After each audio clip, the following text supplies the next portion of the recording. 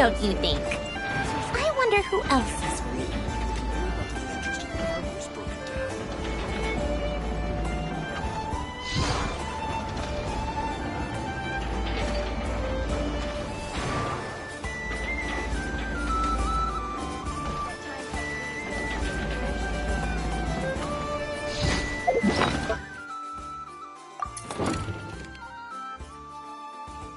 To this tea party.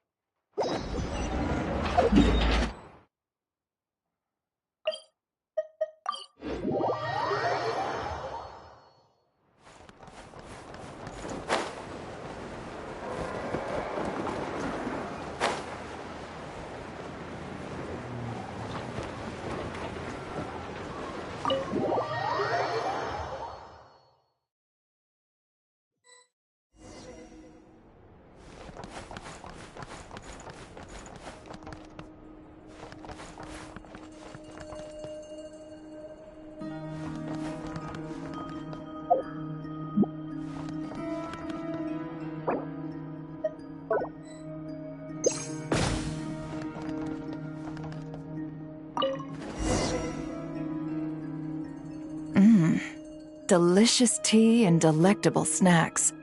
Thank you for your hospitality, Miss Snezhnaya. I'm glad you like it. I also brought some snacks for Ashru. Isn't that right, Ashru? Come here. There's a good kitty. I hope your warm feelings for Nodcry and the Curatorium of Secrets will prove beneficial to our future cooperation.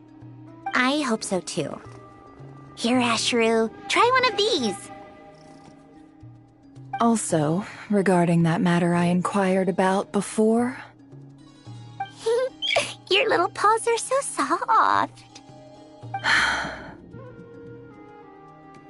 Miss Snezhnaya, don't tell me you use this tea party as a pretext to come here and dote on my cat. Huh? Me? I would never! I take my dealings with the Curatorium of Secrets very seriously. Ashru, come here. Aww.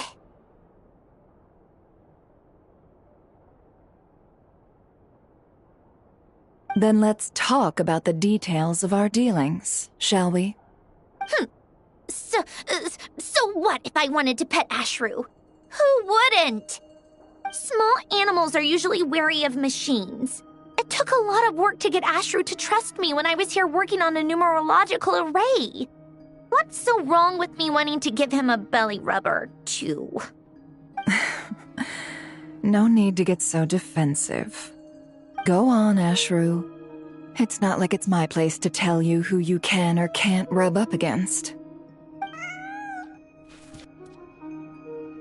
But once you're done petting him, don't forget we have business to discuss. Like I told you, I take our dealings very seriously.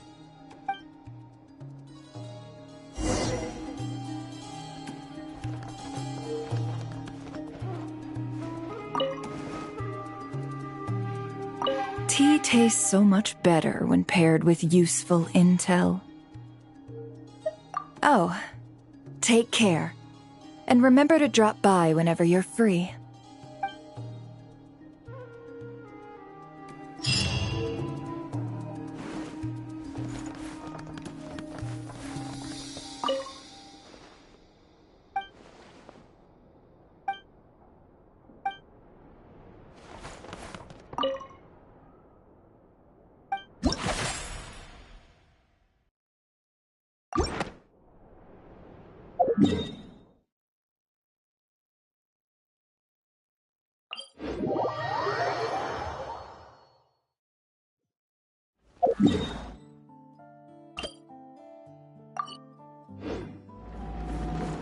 How tiresome.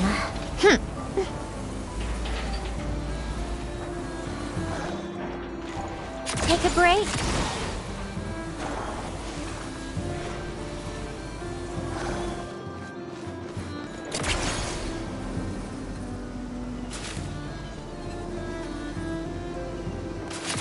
Pick up the pace.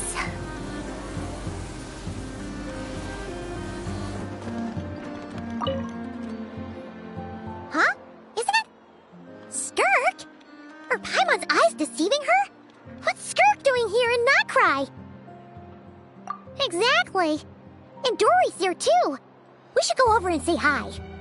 Well, my. Such an exquisite radiant exoskeleton. Come, let me take a closer look, so I can make sure to offer you a fair price. Please, take a seat and rest a while. If you have anything you'd like to eat or drink, I'd be more than happy to... Let's not waste time. Just tell me how much you're offering. Of course. Just a moment. Remarkable. Not so much as a scratch. Even the very best bounty hunters would struggle to retrieve a radiant exoskeleton of such quality. Skirk! Dory! What are you two doing here? I came to look around Notcry, and thought I'd take the opportunity to make a little mora. What's this? My most valued customer is already acquainted with my most valued customer? Is Paimon hearing things? Or did you just say most valued customer twice? Naturally, my most valued customers are equally valued, so you both receive my most effusive enthusiasm. Please, rest here a moment while I work the price out. You've gotten stronger. It seems you haven't neglected your training since we last met. I see. Notcry is home to many worthy opponents. Should you overcome this trial, your strength will increase further still. So, how have you been, Skirk? When we last saw you, you said fate would decide how we'd meet again. Well, Paimon didn't think it would decide so quickly. Was it quick? It's felt like a very long time to me. My life will experience little change until a true turning point arrives. But as for you, you are at a pivotal point in your journey. Have care. Victory and defeat are seldom long-lived. Excuse me, dear customer. After careful consideration, I'm prepared to offer you 6 million mora for these radiant exoskeletons. I assure you that this is the fairest possible price. While you might be able to sell a single item for 700,000 or so, when it comes to buying in bulk... I'll take half of that in cash. I won't be staying long, so there's no point carrying around more money than I need. As for the other half, give it to these two in the form of food or supplies. You should have plenty of both in your stores. Of course. I can see my most valued customers enjoy a very close relationship. Here's your mora. Please, do stop by again. I'll be going then. Until next time. Huh? Won't you stay for a chat? Oh, she's gone again. That's Skirk. That's just how she is, sweeping in and out like a sudden gust of wind. I'm used to it by now. Hey, that reminds Paimon. You haven't forgotten her somehow? Even though you've done lots of business together before? What's the deal with that? Huh? What do you mean? The all-knowing Lord Sangama Bay keeps every customer near and dear to her heart. Fine, if you must know, she's not really my customer, but rather a guest of Miss Alice, my supplier. Miss Alice introduced her to me, and now she drops by from time to time to do business. She's the perfect customer. She always brings quality goods and doesn't care too much about the price. Whoa! That's one suspicious-looking grin. You're not ripping her off, are you? Ridiculous! A strong, mysterious customer like that who brings me valuable items? I practically worship the ground she walks on. Dory's Divine Bazaar is a fair and reputable business. Now, I promised I'd supply you with food, so it's about time I start hunting for ingredients. 3 million mora. What can I find that's worth 3 million mora? It looks like I'm going to have to dig out something very special indeed.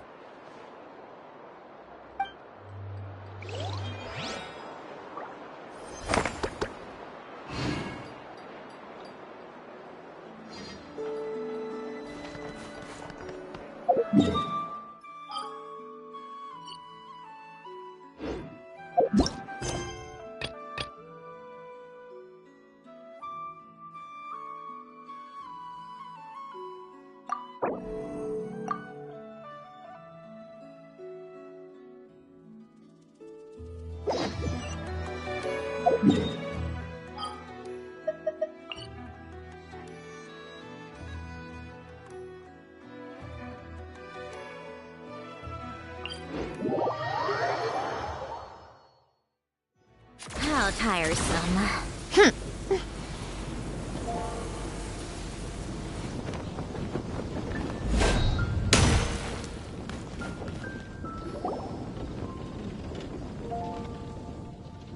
Jean! Hello, you two. I'm glad you got my letter. Duran's awake and waiting on the bench over there. I'm here if you need help. Just give me a shout. Don't worry about us. We'll be fine. Oh, hey, you two. I just remembered what happened right before I passed out. Thanks for holding me back. I shudder to think what might have happened if you hadn't.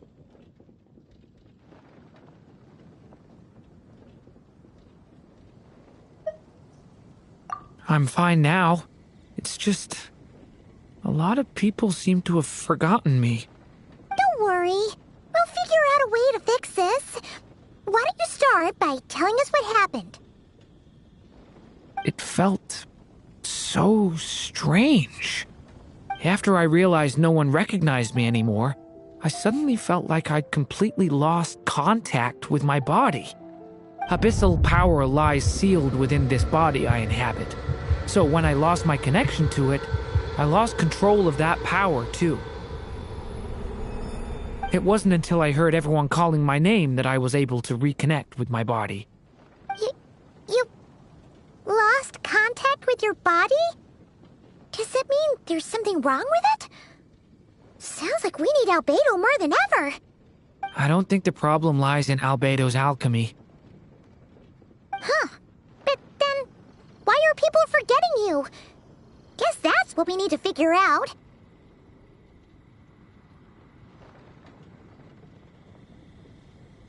That means we need Alice for sure. But it's been ages and she still hasn't been in contact.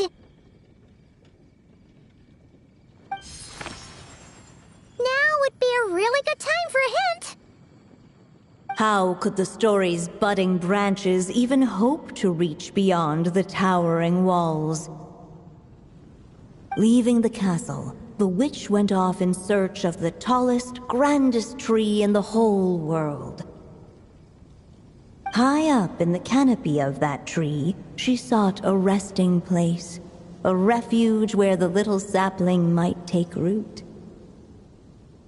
Go to that place, for it was there that the sapling felt its first breath of wind. Huh? Was that another clue? Does that mean the story isn't over yet? Leaving the castle. It just occurred to me. If this story is all about my own experiences, then wouldn't what happened after I left Simulanka be part of it too?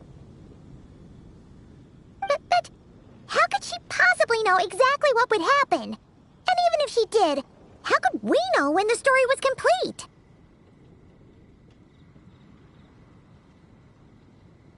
Yeah. Since we can't reach Alice right now, we'll just have to get to the bottom of this ourselves. But first, we gotta figure out where this riddle wants us to go. The tallest, grandest tree in the whole wide world. Huh. The only place that ever gave me that feeling was the one I ended up in right after leaving Simulanka. They had great coffee there, too. And so many books you'd never run out of things to read.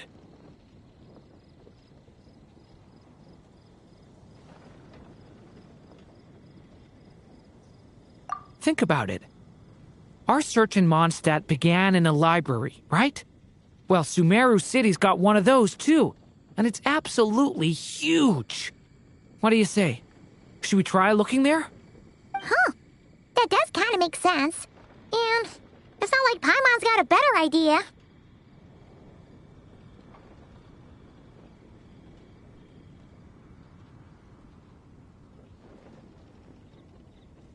Alright, let's just give Jean and the others a heads up first. Well, it sounds like you've got a plan, so I won't interfere. All I ask is that you stay safe. Albedo won't be back for some time, and until he is, we can't know for sure how dangerous Duran might be in his current state. I'm so sorry about what happened before. Believe me, I'm not blaming you, and neither is anyone else here. If anything, it's the opposite. We're all just worried about you. Worried? About me? Come with me. I want to show you something. As soon as they heard you were awake, they all hurried over to see how you were doing. You all came to see me? A little birdie told me you're working on finishing a storybook. So maybe all those people losing their memories is just a plot twist, waiting to be resolved. Miss Lisa, you always seem to know how to put my mind at ease. Please, everyone, don't worry about me. When I get back, I'll find a way to complete my mother's story, and the one we started, too.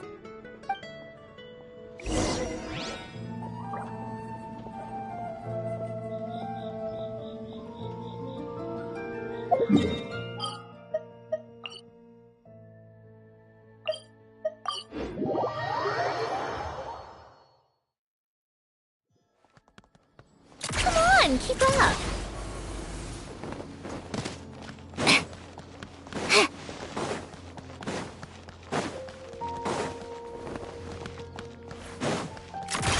Pick up the pace.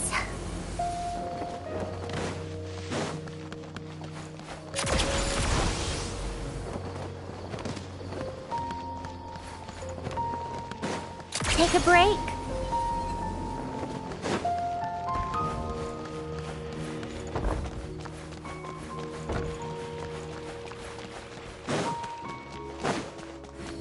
Come on, keep up.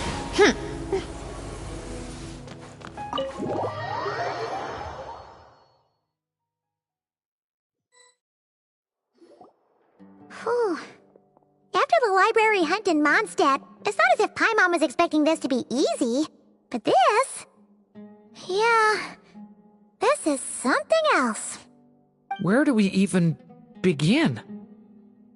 Even the clue this time seemed kind of cryptic.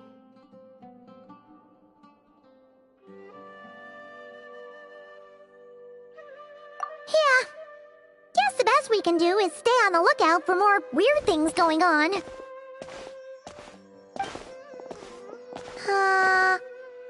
Huh? Sorry, what was that? I'm here to return Volume 5. According to the catalog, Volume 5 of this series is not available for loan. I can't accept the return of a book that was never checked out in the first place. Let me put it this way. My copy is complete. Yours, on the other hand, is missing large amounts of content. So you should swap it for mine instead. Sir, you have to understand. Managing a library is a serious business, and we have protocols in place for this kind of thing. I can't just replace an important volume in our collection based on nothing more than your word. Hey,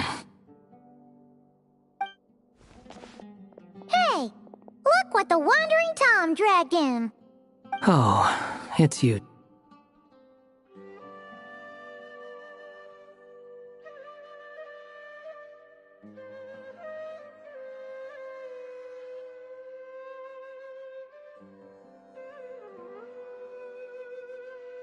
And, what is it you're doing here? I'm a traveling scholar, as you know. Isn't a library the most natural place for me to be? Well, the last time we saw you was all the way in Nodcry. Paimon just didn't expect to suddenly see you in Sumeru, that's all. There were some things I needed to come back and take care of. Some documents had gone missing, so I tracked them down, restored them to their original condition. And now, I'm here to return them. And considering what I'm planning to do next, it feels like a weight off my shoulders. What's going on with you, huh? You look like a kicked puppy. Hat guy. Ah, at least you haven't forgotten about me. What's that supposed to mean?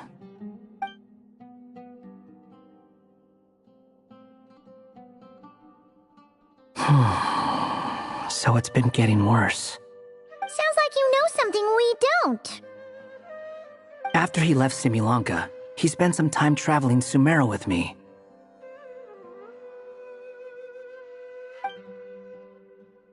I was working on several texts at the time, and I stumbled upon something strange. Anytime Durin of Simulanka was mentioned, before long, the record would disappear. Which means, all the remaining records on Durin are about the evil dragon that fell on Dragonspine. How did you even discover that? If I remember correctly, Hat Guy loved the time he spent in Simulanka so much that he started writing a travel log. That's besides the point. The fact is, you're not affected by the ley lines of this world. I'm sure you can grasp the implications of what that means. His case is different from mine. It's more like the world itself refuses to accept his existence. It started with a few written records, but now, it sounds like it's spread to people who never met him or didn't know him well. At this rate, the whole world might forget him altogether. The whole world? But that includes all my friends in Mondstadt, and even Hat Guy, too. So that's what you've been worried about all this time? Why didn't you just tell me? There are more important questions right now, like figuring out how to fix this. That mage clearly cared a lot about her child. She left that book behind for a reason. If you want answers, isn't that the place to find them? You think that didn't occur to us already? Problem is, we need to find the memory that unlocks the next chapter first. Mind if I take a look? I just want to know what secrets this book is hiding. Besides, I've run into a bit of red tape, so I've got time. Of course. Be my guest. So, the memory we've been looking for was about you all along?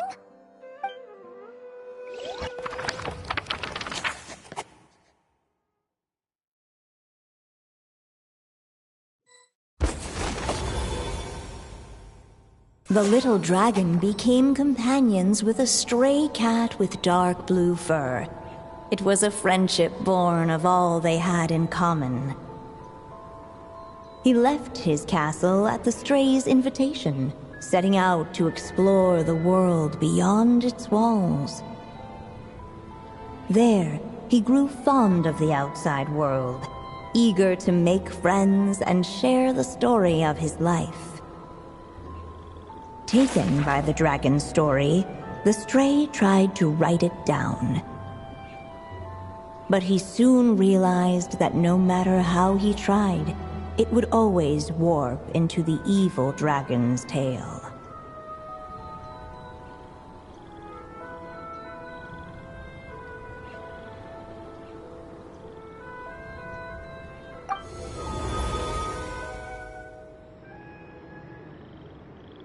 So, this is the world where this chapter takes place?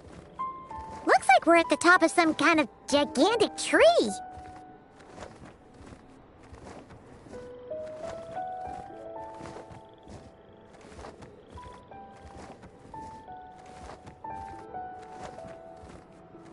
This one must be about what happened to me when I first arrived in Teyvat. No wonder the memory that unlocked it was about Hat Guy. Most of my memories from that period were. Hold on. Anyone want to explain how I ended up looking like this? Maybe you've become a character in the story too.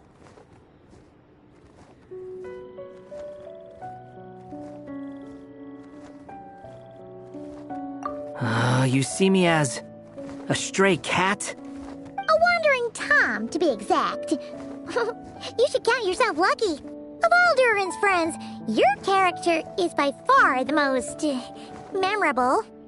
Maybe it's because I've known Hat Guy for longer, so my impression of him is more vivid than the others. Vivid? Then how come you haven't changed one bit? Guess that means the impression the Traveler left was so vivid, it didn't need changing.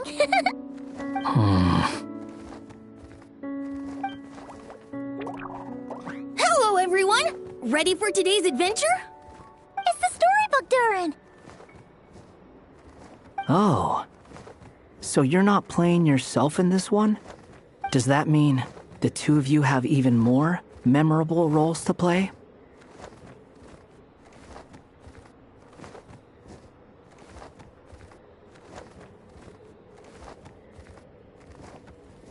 Where are we going today, kitty cat? Whatever. Just follow me.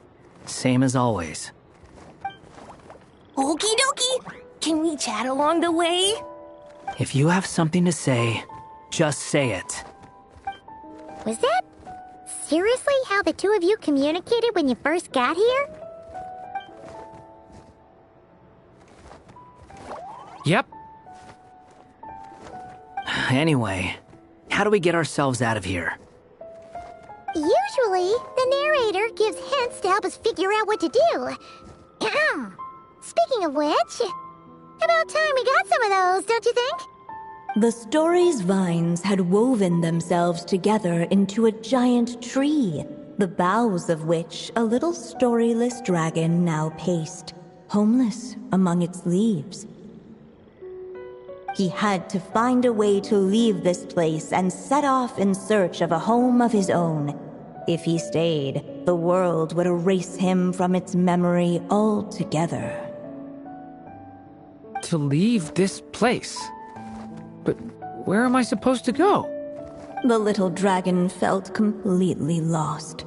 Just like the vines, the road ahead branched off into different directions, twisting and turning before disappearing into the mist.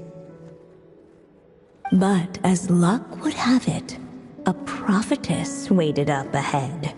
Perhaps she might know where each path might take him.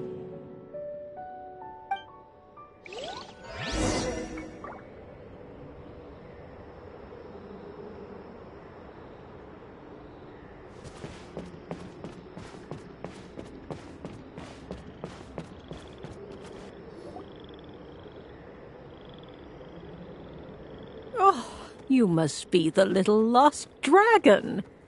It's true. My friends and I are lost. This meeting was no accident. The prophetess was in fact the seer witch, here to present her promised gift. The seer witch? Oh yeah! That's Mona's teacher, right? The old hag? Insolent child. I am the seer witch, your prophetess, not some old hag. Sorry! Now, little lost dragon, I have come to bestow the gift I once promised. A prophecy. A prophecy? Hear me now, for my prophecy is this. One day, the dragon from beyond the castle shall be reborn, and none may avert its coming. The wind took the prophecy and swept it off into the distance. And so, the little dragon was shown a path to wander. As far as I remember, once that alchemist from Mondstadt learned about the prophecy, he chose to stand with you against the evil dragon. So, what does any of this have to do with you being forgotten? Oh, wise witch of prophecy! Could we trouble you with another question?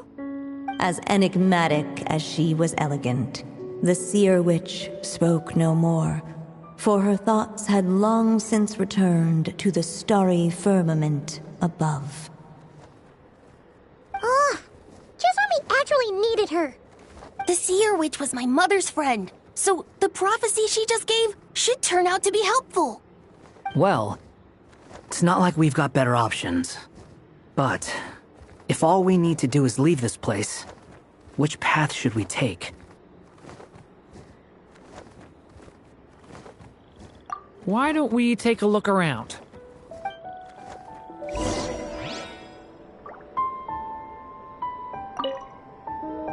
As enigmatic as she was elegant, the seer witch spoke no more, for her thoughts had long since returned to the starry firmament above.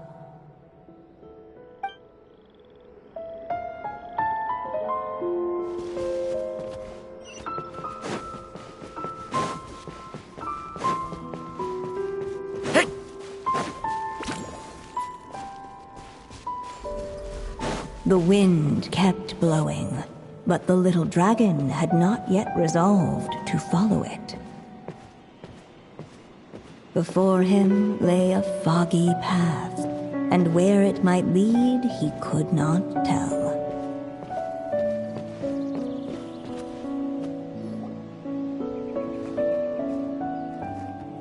If we go this way, we'll be heading back to Mondstadt, just like we planned.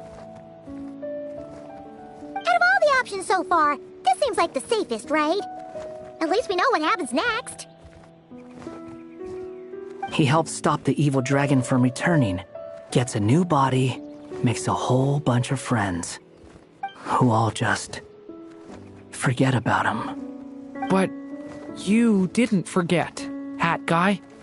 I'm just saying, choosing this path wouldn't solve the main problem. You'd still end up being forgotten. Huh.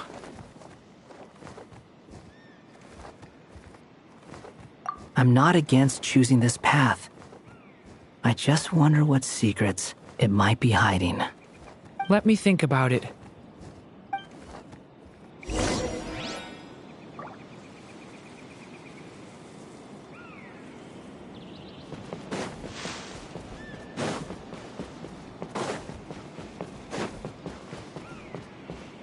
I still think you should keep going, little dragon. If you leave the castle, you can accomplish something amazing and make a bunch of friends along the way. Really? Then let's go! Unable to preserve his story, the little dragon wandered astray. Fortunately for him, a certain prophetess had left behind a prophecy to guide him. The wind took the prophecy and swept it off into the distance, and so the little dragon was shown a path to wander. Following the wind's guidance, the little dragon made his escape. In turn, the prophetess affirmed the little dragon's choice, leaving an extra secret as her parting gift. Now that you've made up your mind, I shall keep my promise by explaining Fate's little trick. Long, long ago, the gods of the high heavens gave the world outside the castle a magic of its own. They called it storytelling. It was a magic of almost unshakable power that governed how people met, grew close, and understood one another.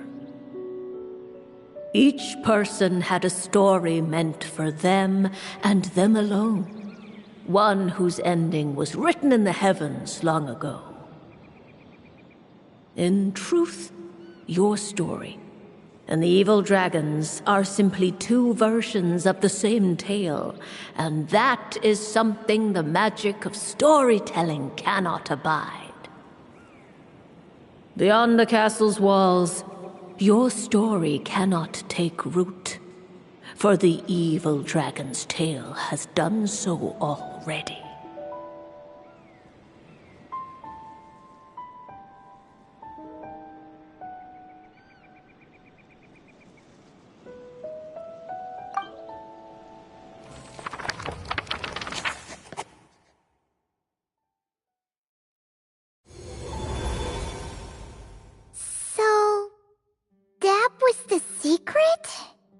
Huh.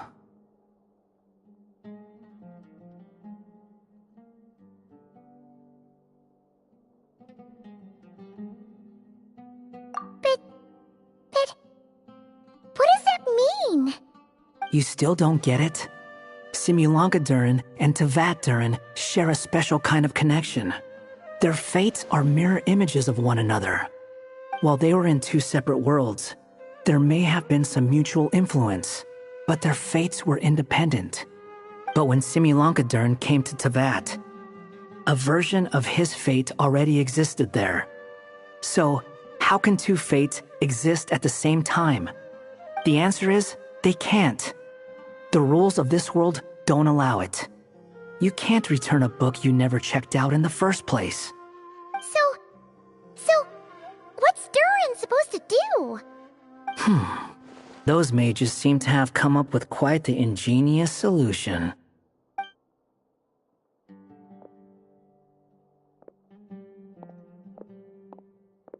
I'm here to make a return. As I said, there's no record of Volume 5 of this series ever being checked out.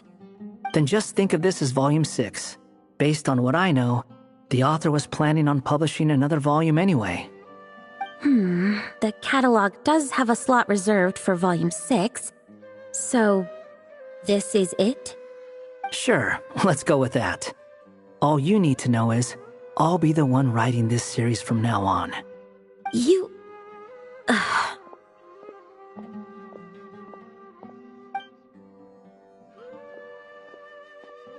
What are you up to this time? Remember the red tape I mentioned before? Well, I just took care of it. Now, I guess you'll be off to see your alchemist friend? It should be pretty obvious by now. He has the answers you're looking for. Well, we do have a whole bunch of things to confirm with Albedo, that's for sure. But didn't Jean say he'd be gone for quite a while? I'll join you. Just let me know when it's time to go. Hat guy? Don't sound so surprised. I'm part of this story too, aren't I? I'm just playing my role. Well, yeah. But it's not that. I just feel like you want to help, but something's holding you back. When I first realized you were being forgotten by the world, I thought it might be because you spent too much time with me. I even thought cutting our ties might be the only way to fix it. Why would you think that?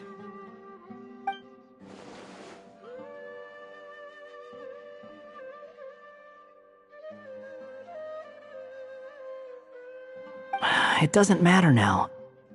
Judging from the answer this book has given us, I was probably overthinking it.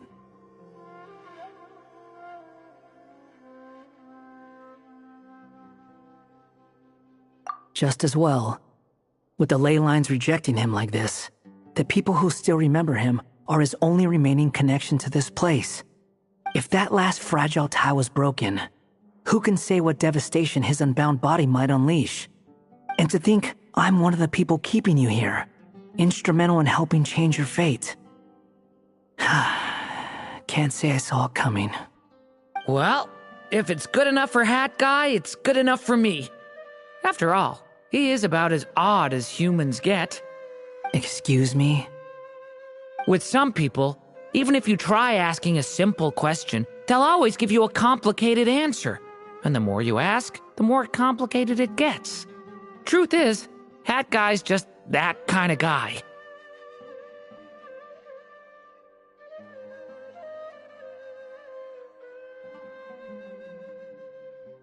Whatever.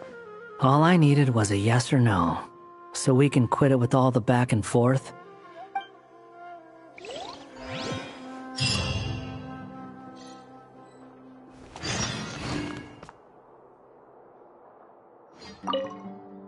I'm sticking around for the next few days.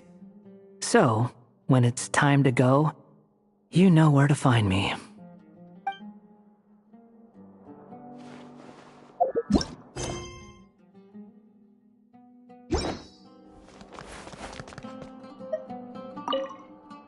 If you feel like stepping back into the story, just come find me.